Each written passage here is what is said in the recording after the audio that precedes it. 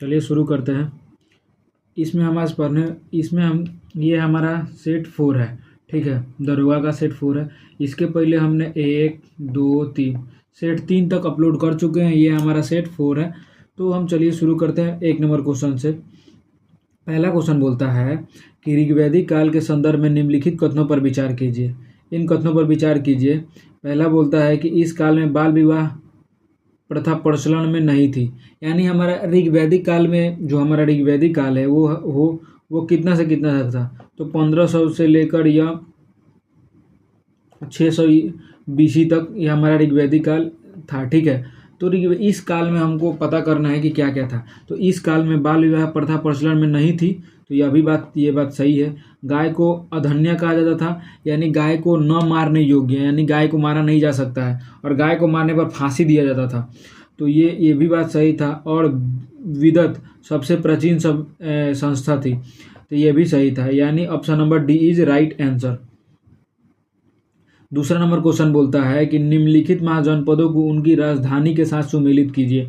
यानी हमारे जो जनपदों की चर्चा है, ये जनपदों हमारे दो, एक बौद्ध धर्म के अंगुत्तर निकाय में और जैन धर्म के भागवती सूत्र में, ये दो महाकाव्यों से हमको 16 महाजनपदों की चर्चा मिलती है। 16 महाजनपदों की चर्चा मिलती है। इन 16 महाजनपदों में 4 महाजनपद दिया गया है एक साइड, और उसकी राजधानी दिया गया है। तो हमको मिलाना है इस कूट के माध्यम से, ठीक है। देखो पहला हम इधर मिलाते हैं। हमको याद है कि मान लो वत्स का राजधानी हमको याद है कि कौशाम्बी होगा। इसको हम एलिमिनेटेड मेथड से बनाएंगे। जैसे हमको पता है कि वत्स का राजधानी कौशाम्बी होगा, तो हम डी का 4 देंगे। डी का 4 यहाँ भी है, यहाँ भी है, यहाँ भी है, और यहाँ नहीं है, तो ये पहले काट देंगे। डी नंबर ऑप्शन ये नहीं होगा, ठीक है। अब देखो, हमको याद है कि मत्स्य का जो राजधानी होगा वो होगा विराटनगर, यानी बी का 2 यहाँ पे है, और बी का 2 यहाँ नहीं है, यहाँ नहीं है, तो option number A is right answer. 3 number question देखते हैं कि मौर्य प्रशासन में सन्निधाता का क्या कार्य होता था। तो मौर्य प्रशासन में जो सन्निधाता था वो हमारा क्या था, तो वो हमारा था राजकीय कोष, यानी जो मुद्रा का लेन देन वाला जो भी सिस्टम था उसका वो मुख्य हेड होता था। 4 नंबर क्वेश्चन बोलता है कि अशोक के अभिलेखों के संदर्भ में असत्य कथन का चयन कीजिए। यानी जो गलत होगा हमको उसका चयन करना है, ठीक है। तो अधिकांश अभिलेख प्राकृत और ब्राह्मी भाषा में लिखे गया था, तो ये सही था, ठीक है। मानसेहरा और शाहबाजगढ़ी के अभिलेखों में खरोष्टी लिपि में थी, तो हाँ ये भी सही था। ब्राह्मी लिपि जो भारत की साइड मिलता था, खरोष्टी लिपि आपका पाकिस्तान साइड, और अरामाइक लिपि आपका अफगानिस्तान साइड मिलता था, ठीक है। तो यहाँ पे है, देखिए तक्षशिला में अरामाइक लिपि का अभिलेख मिला था, तो ये भी सही है। लेकिन यहाँ पे देखा गया है कि भाब्रू अभिलेख में अशोक ने स्वयं को देवनामप्रिय नहीं कहा था, देवनामप्रिय कहा था। तो option number D is right answer, क्योंकि हमको गलत ढूंढना था। नेक्स्ट नंबर 5वां नंबर क्वेश्चन देखते हैं। निम्नलिखित में से किस गुप्त शासक ने परम भागवत की उपाधि धारण किया था, तो वो किया था चंद्रगुप्त द्वितीय ने। और समुद्रगुप्त को कौन सा उपाधि था, तो नेपोलियन कहा था। नेपोलियन इसको किसने कहा था, समुद्रगुप्त को नेपोलियन किसने कहा था, तो वो एक इतिहासकार था B.A. स्मिथ ने इसको नेपोलियन कहा था। B.A. स्मिथ ने इसको नेपोलियन कहा था। 6 नंबर क्वेश्चन देखते हैं कि तुर्कान ए चहलगानी का विनाश किसने किया था। तो देखो तुर्कान ए चहलगानी का एक अन्य नाम है, क्या है, तो चालीसा दल इसका एक अन्य नाम है। इसको चालीसा दल का जो गठन किसने किया था, तो चालीसा दल को बनाया था इल्तुतमिश ने। ये 40 तुर्क सरदारों का एक गठन होता था चालीसा दल। इसको इल्तुतमिश ने अपने फायदे के लिए बनाया था, लेकिन धीरे धीरे चालीसा दल बहुत ही ज़्यादा शक्तिशाली होने लगी, और इस चालीसा दल को जो गठन किया था इल्तुतमिश ने, जबकि इसको अंत किसने किया था, तो अंत किया था बलबन ने, इसका अंत कर दिया था। और बलबन ने ही लब्ध और राजनीति का मतलब अवलंबन किया था या फिर दिया था, ठीक है। रजिया सुल्तान भारत की प्रथम महिला शासिका थी, जिनका कार्यकाल था 1236 से लेकर 1240 तक इनका कार्यकाल था, ठीक है। और इनको जो डाकू इनका हत्या कर देते हैं राजस्थान के कैथल में।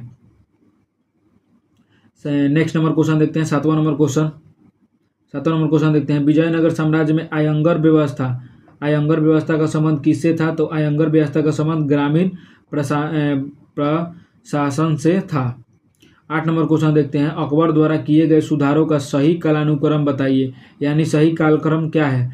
तो दास प्रथा हुआ था 1562 में, दास प्रथा का अंत किया गया। तीर्थ यात्रा कर 1563 में, जजिया कर का अंत किया गया 1564 में। तो ऑप्शन इस हिसाब से option number A is right answer. 9 number question देखते हैं, शिवाजी की कर प्रणाली में सारदेशमुखी कितना लिया जाता था। तो 1/10 लिया जाता था। 10 नंबर क्वेश्चन देखते हैं कि संथाल विद्रोह, यानी एक तरफ विद्रोह दिया हुआ है और एक तरफ नेता दिया हुआ है, हमको मिलान करना है। तो संथाल विद्रोह सिद्धू और कन्हो, तो एक का एक हो जाएगा, एक का एक हो जाएगा, एक का एक हो जाएगा, ये भी और ये भी है, तो ये नहीं होगा और ये नहीं होगा। देखिए बी का मुंडा यानी बिरसा मुंडा, तो ऑप्शन नंबर बी का यहाँ पे 2 है और बी का यहाँ भी 2 है। ठीक है, चलिए हम आगे चलते हैं। और खांसी का हमको तीरथ सिंह हो जाएंगे खांसी के, तो ये नहीं होगा। तो ऑप्शन नंबर ए इज हमारा राइट आंसर। 11 नंबर क्वेश्चन देखते हैं, 1919 में भारत शासन अधिनियम यानी मॉन्टेग्यू चेम्सफोर्ड सुधार की मुख्य बातें क्या थी। तो वो क्या था, तो प्रांतों में द्वैत शासन लागू किया था, प्रांतों में द्वैत शासन को लागू किया था मॉन्टेग्यू चेम्सफोर्ड सुधार अधिनियम। नेक्स्ट क्वेश्चन 12वां नंबर क्वेश्चन देखते हैं, कांग्रेस से किस अधिवेशन में मौलिक अधिकारों का प्रस्ताव पारित किया गया था। तो कांग्रेस से किस अधिवेशन में, तो कांग्रेस के आपका करांची अधिवेशन में, कांग्रेस से करांची अधिवेशन में ये काम किया गया था, करांची अधिवेशन में काम किया गया था। अब देखो करांची अधिवेशन की अध्यक्षता किसने किया था। तो करांची अधिवेशन की अध्यक्षता किया था सरदार पटेल ने, सरदार वल्लभ भाई पटेल ने सरदार वल्लभ भाई पटेल ने जो करांची अधिवेशन है इसकी अध्यक्षता सरदार वल्लभ भाई पटेल ने किया था।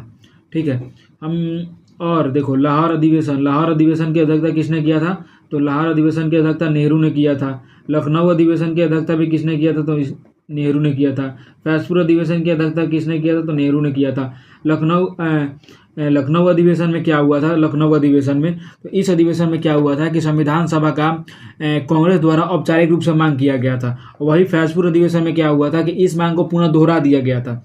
लाहौर अधिवेशन में क्या हुआ था कि लाहौर अधिवेशन में 31 दिसंबर 1929 को रावी नदी के तट पर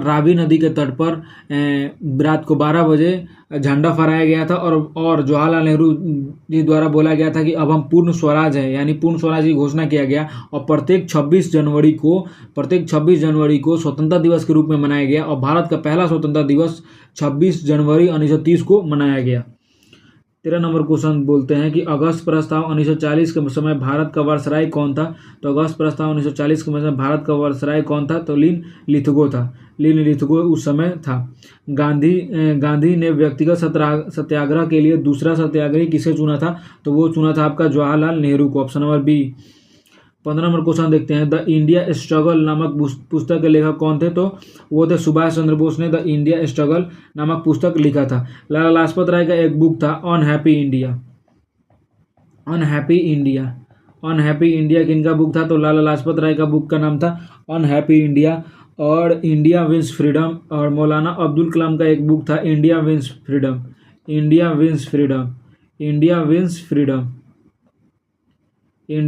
फ्रीडम। तो हमको 3 बुक याद रखना है। पहला the Indian struggle Subhash Chandra Bose का है। मौलाना अबुल कलाम आज़ाद का है India wins freedom. Maulana Abul Kalam Azad से 3 बातें याद रखना है। पहला, इनका बुक का नाम इंडिया विंस फ्रीडम, ये पहला हो गया। दूसरा हमको याद ये रखना है कि स्वतंत्र भारत का प्रथम शिक्षा मंत्री मौलाना अबुल कलाम आज़ाद हुए। तीसरा बात हमको ये रखना है कि 1940 का जो रामगढ़ अधिवेशन इसकी अध्यक्षता भी किसने किया था। तो मौलाना अबुल कलाम आज़ाद ने किया था। लाला लाजपत राय का बुक का नाम क्या है, अनहैप्पी इंडिया। पटाभी सीताराम मैया से एक याद रखना है कि यही वो व्यक्ति थे जो 56 दिनों तक वो अनशन पर बैठे थे, जिस कारण भाषाई आधार पर बनने वाला प्रथम राज्य आंध्र प्रदेश बना था, उसी के लिए बैठे थे और इनका हत्या हो गया, मतलब देहांत हो गया था 56 दिनों बाद। 16वां नंबर क्वेश्चन बोलते हैं, कैबिनेट मिशन 1946 के संदर्भ के सदस्य निम्नलिखित में से कौन नहीं थे। तो देखो थोड़ा सा हम इसको डिटेल में बता देते हैं। कैबिनेट मिशन को पहले हम बता देते हैं। कैबिनेट मिशन सबसे पहले क्या होता है कि 1945 में 1945 में ब्रिटेन में चुनाव होता है और उसमें दो पार्टी थे, एक था कंजर्वेटिव पार्टी और एक था लेबर पार्टी। तो कंजर्वेटिव पार्टी में क्या था, कंजर्वेटिव पार्टी के नेता थे विंस्टन चर्चिल और लेबर पार्टी के नेता थे क्लीमेंट एटली। तो लेबर पार्टी के जो नेता थे क्लीमेंट एटली, इन्होंने बोला था कि अगर हम जीतते हैं तो भारत में हम संविधान सभा बनाने के लिए एक संस्था भेजेंगे, जो वही और ये जब जीते, क्लीमेंट एटली जब जीत गए तो अपने वादा मुताबिक भारत में एक संस्था भेजे जिसका नाम था कैबिनेट मिशन। और भारत में कैबिनेट मिशन 24 मार्च 1946 को भारत में कैबिनेट मिशन आता है। और कैबिनेट मिशन का जो मुख्य उद्देश्य दो था, कैबिनेट मिशन का मुख्य दो उद्देश्य था। ये जब भारत में आएगा तो भारत के संविधान सभा का गठन करेगा और अंतरिम सरकार का गठन करेगा, ये दो उद्देश्य था। ठीक है, तो इसमें जो पैथिक लॉरेंस थे, स्टॉपेड क्रिप्स थे और एवी अलेक्जेंडर थे, लेकिन लॉर्ड वेबल नहीं थे। यानी option number D is right answer, D is right answer. 17 number question देखते हैं कि वर्नाक्यूलर प्रेस एक्ट को किससे निरस्त कर दिया था। तो लॉर्ड इसको रिपन ने निरस्त कर दिया था, लॉर्ड रिपन ने। नेक्स्ट नंबर क्वेश्चन देखते हैं 18 नंबर क्वेश्चन, निम्नलिखित में से कौन सा युग्म सही सुमेलित नहीं करता है। अब देखते हैं मतलब इसमें कौन सा गलत है। जैसे आत्मीय सभा का जो संस्थापक है वो राजा राम मोहन राय सही है। तत्व बोधिनी सभा का जो सभापति हैं या तो वो हैं देवेंद्रनाथ टैगोर हैं। सत्य शोधक समाज का जो संस्थापक है वो है ज्योतिबा फूले। लेकिन देखो जो प्रार्थना समाज के संस्थापक हैं वो स्वामी दयानंद सरस्वती नहीं है, स्वामी दयानंद सरस्वती तो किसी और समाज के हैं, आर्य समाज के हैं स्वामी दयानंद सरस्वती। जबकि प्रार्थना समाज के जो संस्थापक हैं उनका नाम था आत्माराम पांडुरंग, आत्माराम पांडुरंग। ये क्या थे, ये थे आपका प्रार्थना समाज के संस्थापक आत्माराम पांडुरंग थे, जबकि स्वामी दयानंद सरस्वती तो आर्य समाज के संस्थापक थे ना। तो option number D is right answer. 19 number question पढ़ते हैं कि चंपारण सत्याग्रह के दौरान गांधी जी पर मुकदमा कहाँ से चलाया गया था। तो वो मोतिहारी से चलाया गया था। 20 नंबर क्वेश्चन देखते हैं, बिहार हेराल्ड समाचार पत्र का प्रकाशन किसने शुरू किया था। तो वो किए थे गुरु प्रसाद सेन ने, बिहार हेराल्ड। और आपका एक था न्यू हेराल्ड के जो संस्थापक थे, ये जो या फिर समाचार पत्र या फिर पत्रिका है उसके जो संस्थापक है वो आपके थे कौन थे। तो जवाहरलाल नेहरू ने न्यू हेराल्ड को वो स्टार्ट किया था और बिहार हेराल्ड को स्टार्ट करने वाले थे गुरु प्रसाद सेन। 21 नंबर क्वेश्चन देखते हैं, हड़प्पा सभ्यता के किस शहर को जूते हुए खेत में साक्ष्य मिले हैं। तो वो थे Kalibanga. Option number B is right answer. Kalibanga को क्या बोलते थे, काली मिट्टी का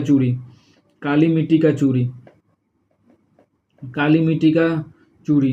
कालीबंगा को बोला जाता था काली मिट्टी का चूड़ी। अब बनावली का नाम बनावली है, लेकिन यहाँ पे कोई भी मतलब कुछ भी बना चीज़ नहीं है। यहाँ पे जितने भी नहरें हैं, जितने भी नाले हैं, वो सारे मतलब जर्जर स्थिति में मिले हैं, बहुत ख़राब स्थिति में मिले हैं।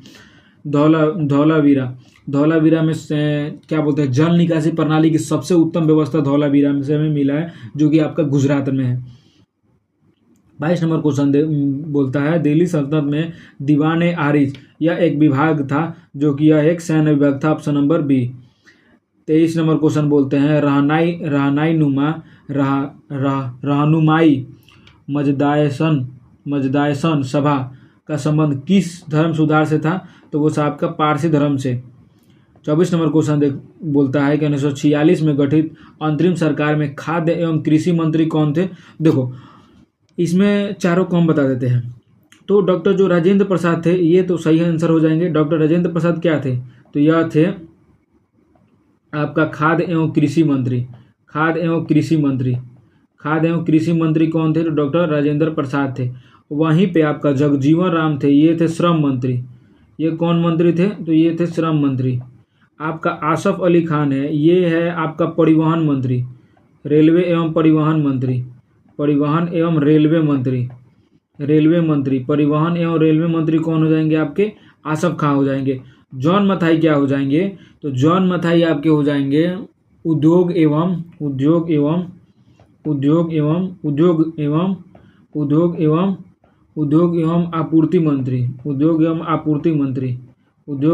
आपूर्ति मंत्री कौन थे।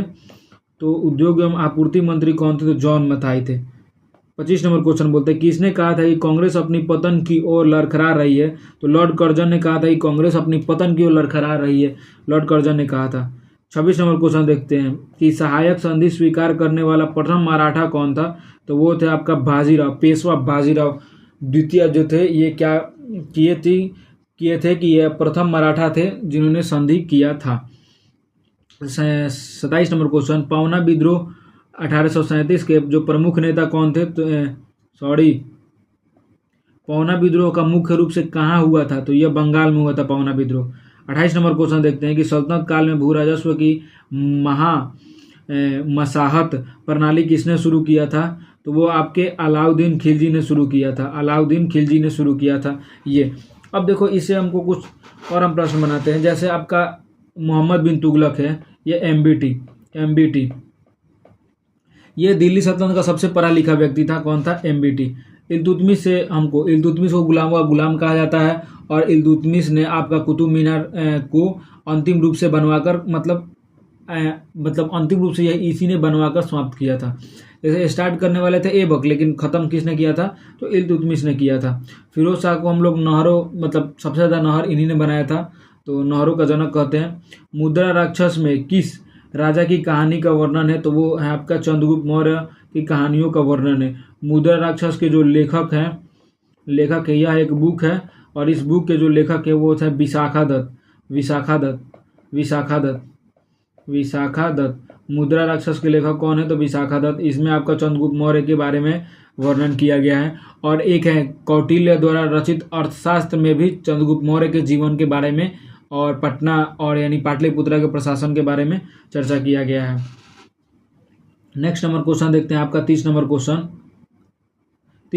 देखते हैं। बिहार में नंगी हड़ताल किस आंदोलन के दौरान हुआ था। तो वो हुआ था सविनय अवज्ञा आंदोलन के दौरान। सविनय अवज्ञा आंदोलन कब होता है? तो वो होता है 1930 में। असहयोग आंदोलन कब होता है? तो वो होता है 1920 में असहयोग आंदोलन होता है और 1922 में यह क्या होता है?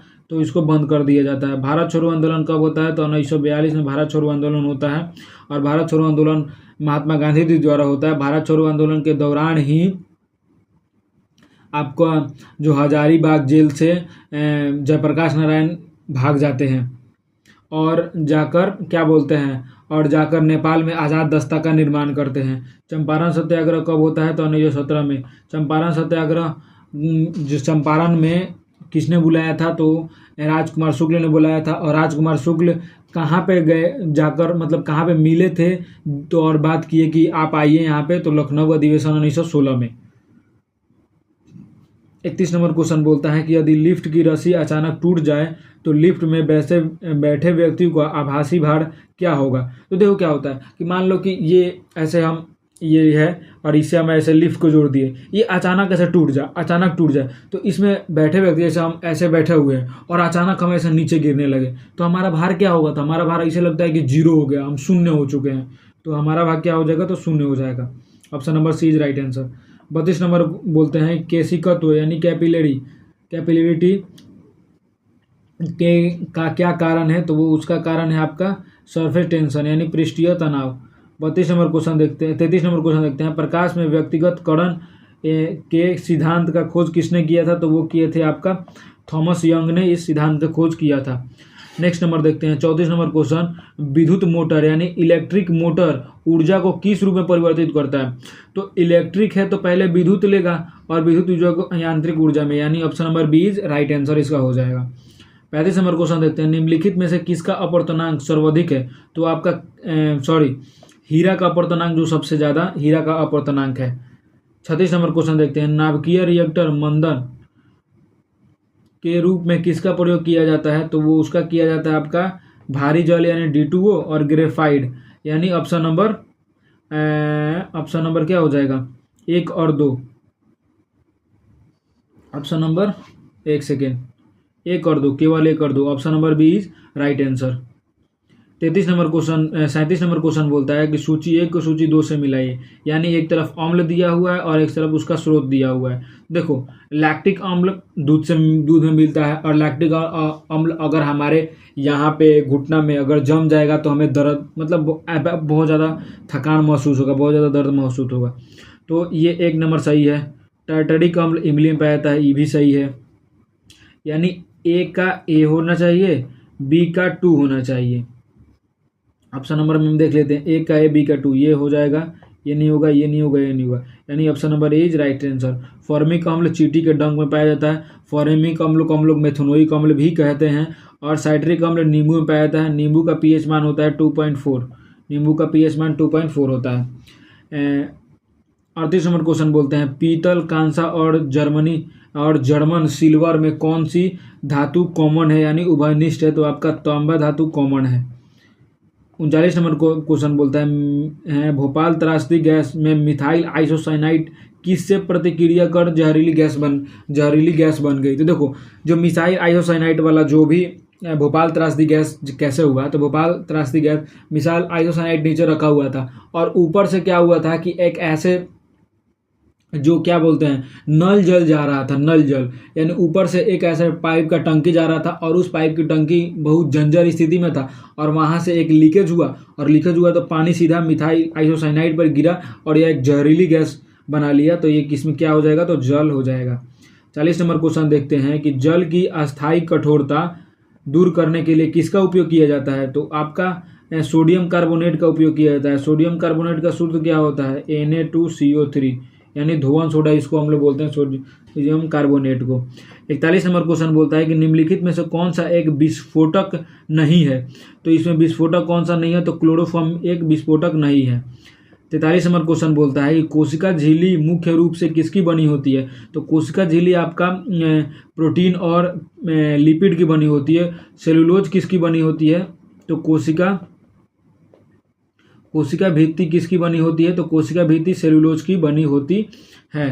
काइटिन ये काइटिन क्या है, ये कवक, जो हमारा कवक है ना, तो कवक किसका बना होता है, तो काइटिन का बना होता है। कवक मतलब हमारे बालों में जो रूसी होता है वो कवक का ही उदाहरण है। 43 नंबर क्वेश्चन बोलता है, निम्नलिखित में से कौन सा हार्मोन लॉरो यानी फाइट और फ्लाई हार्मोन कहलाता है, तो वो आपका है एंड्रीनल हार्मोन। 44 नंबर क्वेश्चन बोलता है कि रक्त का थक्का जमने की प्रक्रिया में प्रोथ्रोम्बिन को थ्रोम्बिन में कौन बदलता है, तो वो बदलता है थ्रोम्बोप्लास्टिन या कैल्शियम आयन इसको बदलता है। 45 नंबर क्वेश्चन बोलता है कि प्रकाश संश्लेषण में डार्क रिएक्शन को क्या कहलाता है, तो डार्क रिएक्शन को हम लोग बोलते हैं कैल्विन चक्र। 46 नंबर क्वेश्चन बोलता है, मानव शरीर में यूरिया का निर्माण आपका लीवर में होता है। यूरिया क्या होता है, अमोनिया में चेंज हो जाता है, अमोनिया में चेंज हो जाता है और हमारे यूरिया होता है वो मूत्र मार्ग के जरिए निकल जाता है। 47 नंबर क्वेश्चन देखते हैं कि थैलेसीमिया एक अनुवांशिक रोग है, यह किसको प्रभावित करता है, तो थैलेसीमिया एक अनुवांशिक रोग है, ये हमारा ब्लड को और प्लस में अस्थि मज्जा को क्या करता है, तो ये हमको प्रभावित करता है। 48 नंबर क्वेश्चन देखिए, निम्नलिखित में से कौन सा वास्तविक मछली है, वास्तविक मछली इसमें से कौन सा है, तो देखो हम क्या बोलते हैं, हम लोग पढ़े थे कि जितने भी फिश लगा है वो फिश नहीं है, यानी जेली फिश लगा है तो ये फिश नहीं है, स्टार फिश नहीं है, तो हमारा ये है जो शार्क है ना, वो मतलब एक रियल फिश है।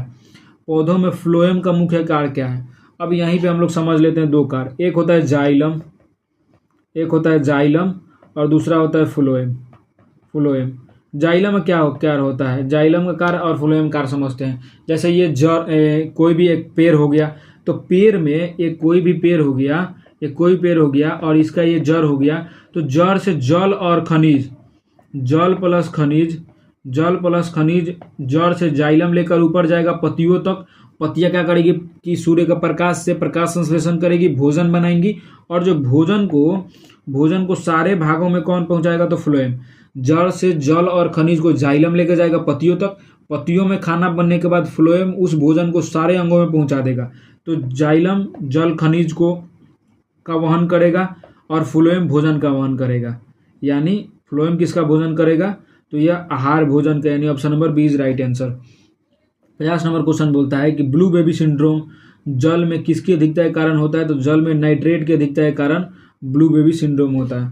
तो हम यहीं पे द एंड करते हैं।